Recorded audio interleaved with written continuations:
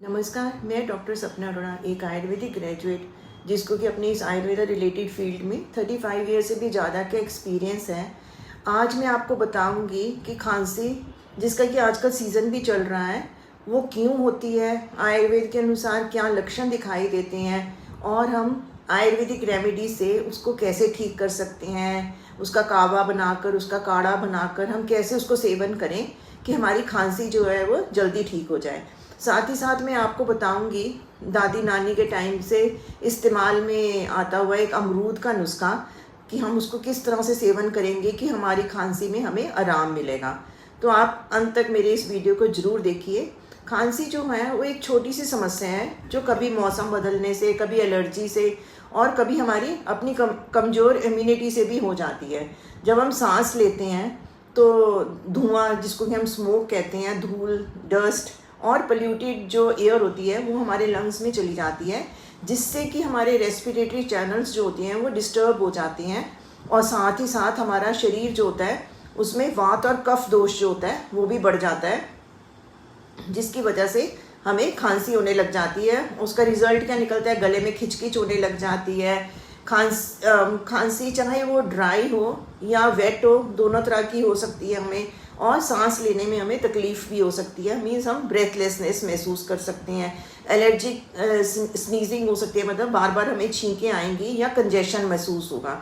अभी अभी दिवाली निकली है तो दिवाली में स्मोक, क्रैकर्स और एयर पोल्यूशन इन सिम्टम्स को बढ़ा देते हैं और इवन हेल्दी लोग भी जो होते हैं वो इसका शिकार बन जाते हैं।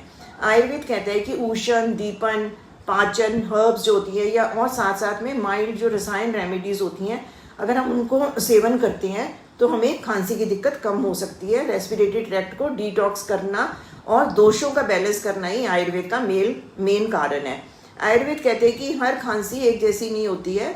कभी वो वात से उत्पन्न होती है जिसमें कि गला सूख जाता है और हमारी आवाज़ जो होती है वो बैठ जाती है। कभी कफ से उत्पन्न होती है जिसमें कि गले में बलगम जमा हो जाती है और हमें भारीपन का महसूस होता है। और कभी ये पित्त से उत्पन्न होती है जब गले में जलन होती है और खिचखिच होती है।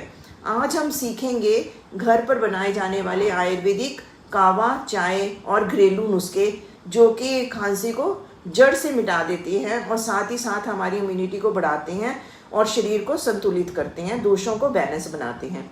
आयुर्वेद कहता है कि जब रेस्पिरेटरी चैनल्स में दोष उत्पन्न हो जाते हैं, दोष जमा हो जाते हैं, तब हमें खांसी होती है। इसके 5 प्रमुख रूप देखने को मिलते हैं। आयुर्वेदिक ग्रंथों में बताया गया कि 5 प्रकार की खांसी देखने को मिलती है। पहली आती है वातज खांसी, जिसमें कि हमें गले में सूखापन लगता है, आवाज़ हमारी जो होती है कम हो जाती है। दूसरी होती है कफज खांसी, जिसमें कि बलगम होती है, हैवीनेस होती है और गले में गाढ़ापन आता है। फिर आती है पित्तज खांसी, गले में जलन, खिचखिच और बुखार आ जाता है साथ में। फिर चौथे और 5वें नंबर पर आती है क्षायज खांसी या क्षयज खांसी या त्रिदोषज खांसी, जो कि लंबी चलती है और कमजोरी पैदा करती है शरीर में। आयुर्वेदिक उपचार हर प्रकृति के अनुसार बदलता है, इसलिए पहले दोषों को समझना जरूरी हो जाता है। सबसे पहले हम बात करते हैं कफ प्रधान जो खांसी होती है, जिसमें कि गले में चिपचिपा सा महसूस होता है, हमें जो नाक निकलता है वो भी साफ होता है, पर हमारी भारी आवाज़ हो जाती है। तो उसके लिए हमें घर पे जो उपाय करने हैं, प्राचीन काल से चले आ रहे जो काढ़े हैं वो हम घर पे भी बना सकते हैं ताकि हम उसमें आराम महसूस करें। तो हमने पहला काढ़ा जो बनाना है उसमें तुलसी, सौंठ और पिपली का काढ़ा बनाना है। हमने 5 पत्ते तुलसी के ले लेने हैं, आधा चम्मच के करीब सौंठ और 1/4 चम्मच के करीब पिपली ले लेनी है। 2 कप पानी में तब तक उबालना है जब तक वो आधा रह जाता है और थोड़ा ठंडा होने पर उसमें थोड़ा सा शहद मिलाएं और इसको पी लीजिए। इससे हमारे बलगम जो होगी वो इसको गला देगा और हमारा गले को साफ कर देगा। दूसरा कर सकते हैं हम अजवाइन की स्टीम लें। 1 चम्मच अजवाइन को पानी में डालकर अच्छे से उबालना है और उसकी भाप लेनी है। इससे हमारी जो नेज़ल या चेस्ट में जो ब्लॉकेज आ गई है, कंजेशन महसूस कर रहे हैं, उसमें हमें आराम मिलेगा। ऐसे हम हल्दी में दूध और घी मिलाकर पिएँ। 1 कप गर्म दूध में आधा चम्मच के करीब हल्दी और 1 चम्मच के करीब घी डाल लें और 1 चुटकी उसमें हम काली मिर्च भी डाल सकते हैं। ये हमारी बलगम जो है उसको मेल्ट कर देता है और थ्रोट को सूद करता है। फिर आती है वात प्रधान जो खांसी होती है, जिसमें हमें सूखापन महसूस होता है, सूखी खांसी आती है, खिचखिच रहता है, आवाज़ बैठ जाती है और कभी चेस्ट में दर्द भी महसूस होने लग जाती है। इसमें हमें शरीर को, क्योंकि ये वातज खांसी ड्राइनेस प्रोवाइड करती है, तो इसलिए हमें इसमें स्नेहन और स्निग्ध चिकित्सा देनी पड़ती है। मुलेठी, घी और हनी की पेस्ट बनाकर बराबर मात्रा में हमने इसमें मुलेठी का चूरन, घी और शहद डालना है और आधा आधा चम्मच हमने सुबह शाम उसको चाटना है, जिससे कि हमारी थ्रोट की लाइनिंग जो होगी हील हो जाएगी और ड्राइनेस को दूर करेगा। ऐसे हम अदरक का रस और हनी को भी जूस निकाल कर अदरक का उसको भी चाटेंगे तो वात नाशक होगा और थ्रोट क्लींजर होगा। साथ ही हम नस्य चिकित्सा कर सकते हैं अनु तेल से या घी से। हमने नाक में 2 बूंद गरम कोशन जो दूध घी होता है उसकी डालनी है। इससे हमारा गला और नाक दोनों को मॉइस्चराइजेशन मिलेगी। और जब खांसी के साथ गले में जलन और हल्का सा बुखार भी हो जाए तो ये पित्तज खांसी के लक्षण होते हैं। इसमें शीतल द्रव्य और आंवले की रस जैसी चीज़ें फ़ायदेमंद रहती हैं। द्राक्षा और मुलेठी का काढ़ा बनाना है हमने। द्राक्षा मीन्स मुनक्का, 5 मुनक्के और 1 इंच मुलेठी लेकर रात भर भिगोकर उसको सुबह उबाल लेनी है। छान कर उसको शहद मिलाकर पियेंगे तो अच्छा इफेक्ट मिलेगा, कूलिंग इफेक्ट मिलेगा, इससे इन्फ्लामेशन को कम कर देगा। ऐसे हम आंवला जूस और हनी मिक्स करके भी कर सकते हैं। आंवले का जूस 2 चम्मच, उसमें 1 चम्मच हमने हनी सुबह खाली पेट पियेंगे तो विटामिन सी रिच होने से ये पित्त को शामक होगा, पित्त शाम कर देगा। इसके साथ मुलेठी को हम चूसने की आदत डालें, छोटे सा मुलेठी का टुकड़ा अपने मुंह में डालें और उसको चूसते रहेंगे तो इससे हमारी इरिटेटेड म्यूकोजा जो होगा वो हील हो जाएगा। अब बात करते हैं कि ऐसे कावे की जो सभी प्रकार की खांसी में उपयोगी हो सकता है, चाहे आपकी वातज, पित्तज, कफज कोई भी खांसी हो उसमें उपयोगी है। और साथ ही ये हमारी इम्यूनिटी को भी बूस्ट करता है। तो उसके लिए हमें क्या चाहिए, 4-5 पत्ते तुलसी के ले लेने हैं, एक छोटा सा टुकड़ा हमने दालचीनी, 4-5 लौंग, 5-6 दाने काली मिर्च के, छोटा सा टुकड़ा अदरक का, थोड़ी सी मुलेठी और हनी, इसके लिए चाहिए हमें इंग्रेडिएंट्स। तो हमने हनी को छोड़कर सबको पानी में 10 मिनट के लिए उबाल लेना है, फिर छान लेना है और छान कर उसमें थोड़ा सा हनी ऐड करके उसको पीना है हमने। तो इससे हमारा जो आम होगा मीन्स अनडाइजेस्टेड टॉक्सिन्स जो हैं वो हमारे शरीर से बाहर निकल जाएंगे और अग्नि को बल मिलेगा और हमारी इम्यूनिटी जो होगी वो स्ट्रांग हो जाएगी।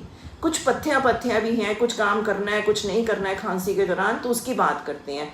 तो खांसी में सिर्फ दवाई नहीं पर दिनचर्या भी महत्वपूर्ण है। क्या क्या क्या करना चाहिए हमें, गर्म पानी पीना चाहिए, गर्म पानी में तुलसी और अदरक डालकर पिएं, मूंग दाल का सूप पिएं गरम गरम, खिचड़ी गरम खाएं, अजवाइन की स्टीम लें, नस्य लें घी के साथ, अनुलोम विलोम प्राणायाम करिए, भ्रामरी प्राणायाम भी अच्छा रहता है। क्या नहीं करना है हमने, दही का सेवन नहीं करना है, कोल्ड ड्रिंक्स नहीं पीनी है, फ्राइड फूड आइसक्रीम से परहेज करना है, देर रात तक जागना नहीं है, ठंडी हवा एसी के आगे बिल्कुल नहीं बैठना है।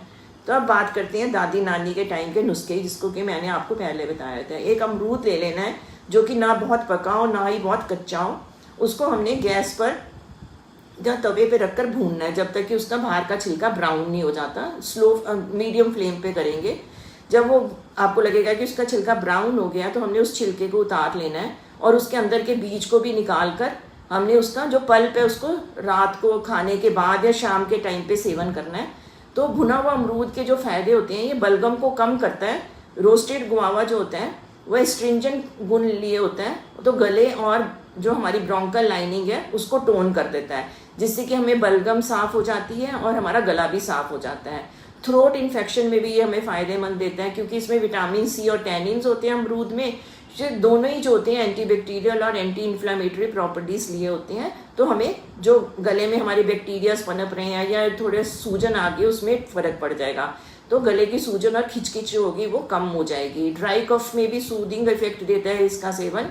जो भुने होने के बाद जो अमरूद होता है वो हल्का मॉइस्ट हो जाता है और जेंटल हो जाता है, जिससे कि हमारी लाइनिंग को, गले की लाइनिंग को कंफर्ट देता है, सूखापन कम कर देता है और आवाज़ को क्लियर कर देता है। इसके साथ ही ये हमारी इम्यूनिटी को भी बढ़ाता है, और क्योंकि अमरूद में नेचुरल रूप में विटामिन सी, फ्लेवोनॉइड्स और एंटीऑक्सीडेंट्स होते हैं, जिससे कि हमारी इम्यूनिटी जो होती है, ओजस शक्ति जिसको कहते हैं, वो बढ़ जाती है। बस आपने ध्यान ये रखने की ना तो अमरूद बहुत कच्चा हो और ना ही बहुत पका हो, उसका हमने बीज निकाल के पल्प का गरम गरम सेवन करना है। इसलिए जो सीजनल कफ और कोल्ड से बचाव करता है, तो किन लोगों को ये नहीं खाना चाहिए। अगर आपकी पित्त प्रकृति है, कफ है, जैसे कि मैंने पहले बताया कि पित्त प्रकृति वालों को गले में जलन होती है, बुखार हो सकता है, एसिडिटी बन सकती है, तो उन लोगों को ये नहीं सेवन करना है। भुना हुआ अमरूद उनको अवॉइड करना है, क्योंकि इसका हल्का उष्ण होने के बाद ये पित्त को बढ़ा सकता है। और बिल्कुल कच्चा अमरूद भी नहीं लेना है और बहुत पका हुआ अमरूद भी नहीं लेना है, क्योंकि कच्चा जो अमरूद होगा वो खांसी को और इरिटेशन को बढ़ा देगा। और हमने जब अमरूद का सेवन कर लिया है तो उसके 30 मिनट या 45 मिनट्स तक हमने पानी का सेवन नहीं करना है, पानी नहीं पीना उसके बाद में। तो इस तरह आयुर्वेद कहता है कि खांसी का उपचार सिर्फ जो होता है सिम्टम्स को देखकर नहीं करना चाहिए, बल्कि मूल कारण पे होना चाहिए। अब जो दोष बढ़ा है उसके हिसाब से चिकित्सा होनी चाहिए। अगली को बल देना, आम को दूर करना और दोषों का संतुलन ही इसका मुख्य रहस्य है। तुलसी, सौंठ, मुलेठी, हनी जैसे जो द्रव्य हैं हमारे घर पर मौजूद रहते हैं और ये एक तरह के अमृत होते हैं खांसी के लिए। अपने रूटीन में ये कावा और जो उपाय बताए गए हैं उनको शामिल करें और खांसी को प्राकृतिक रूप से अलविदा कह सकते हैं। उम्मीद है कि ये छोटी छोटी टिप्स जो मैंने आज आपको बताई हैं आपके लिए फ़ायदेमंद रहेंगी, क्योंकि ये जितनी सुनने में अच्छी लग रही हैं, आसान लग रही हैं, वैसे ही बनाने में भी उससे भी आसान है और फ़ायदे में ज़बरदस्त। अगर आपको भी ये जानकारी अच्छी लगी हो तो प्लीज़ आप इसको शेयर करें और चैनल आयुर्वेद को लाइक और सब्सक्राइब करें। मिलते हैं अगले नए वीडियो में, तब तक के लिए स्वस्थ रहें, प्राकृतिक रहें और अपना पूरा ध्यान रखें। Thank you.